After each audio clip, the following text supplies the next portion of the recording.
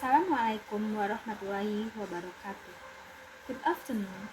We are from Group 11 and the group members are I am IC Syafitri with NPM Tier T2 and my friend Intan Eka Maharani with NPM 04.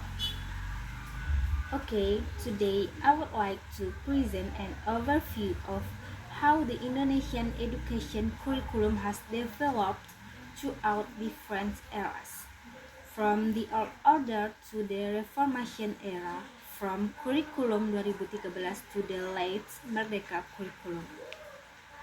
And the first material will be presented by Intan. Intan, time is yours. Okay, my name is Intaneka Maharani and NPM 004. Now I want to explain about curriculum during the old order. The curriculum during the old order in Indonesia developed after the Declaration of Independence. Some key features of the curriculum at this time here: 1. Nationalism approach. The curriculum emphasizes building national identity and strengthening patriotism after independence. Next, character education. The focus was more on building the nation's character with the spirit of developing the country and feeling independence. 3. Emphasis on moral education.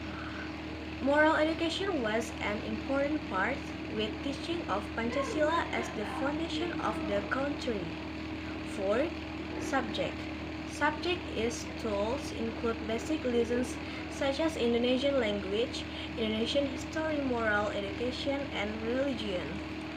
At this time, the curriculum was more centralized with the Ministry of Education regulating all aspects of national education. Okay, next I want to explain about curriculum during the New Order. Curriculum during the New Order period was led by President Suharto, who focused on the stability of the country and economic development. Some characteristics of the curriculum during this period are: 1. Emphasis on Pancasila education.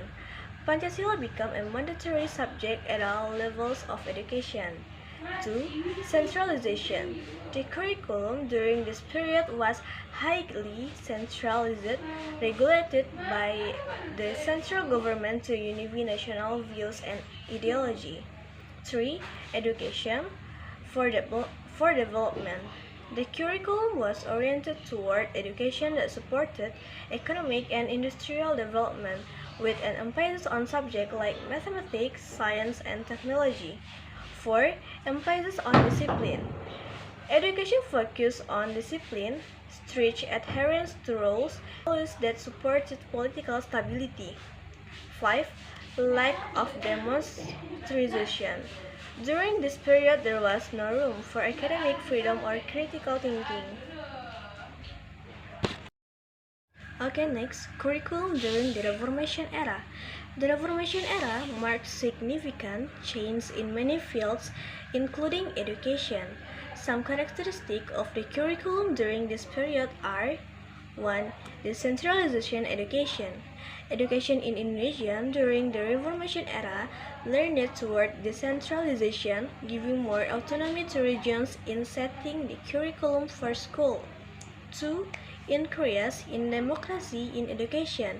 Education began to focus on strengthening academic freedom, creativity, and critical thinking skills students.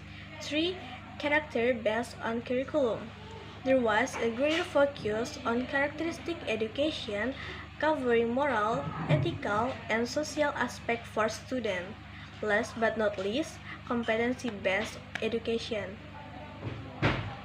Okay, thank you to Intan. I am IC Syafitri with NPM 32. I will continue the material. The next material is Curriculum 13 and its revisions. Curriculum 2013 was introduced as a response to the challenges of globalization and the need for 21st century competencies. Its revisions emphasize first, strengthening of character education. Second, basic literacy. Third, forces skills, critical thinking, creativity, collaboration, and communication.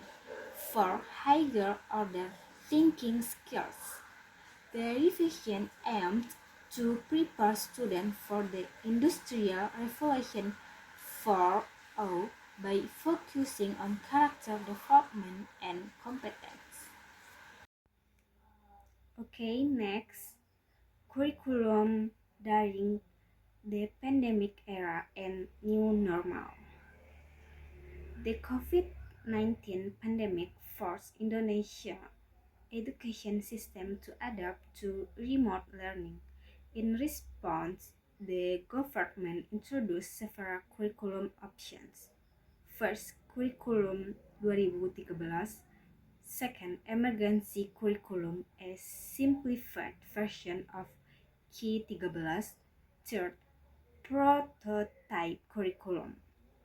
The goal of this option was to provide flexibility for schools to implement learning suites to their condition and needs during the pandemic. Okay, next, Merdeka Curriculum. The Merdeka Curriculum was introduced as an effort to recover learning after the pandemic. It emphasized first, project-based learning to strengthen character and the Pancasila student profile. Second, flexibility for teachers to design lessons based on student needs. Third, a focus on essential competencies and the development of students' potential.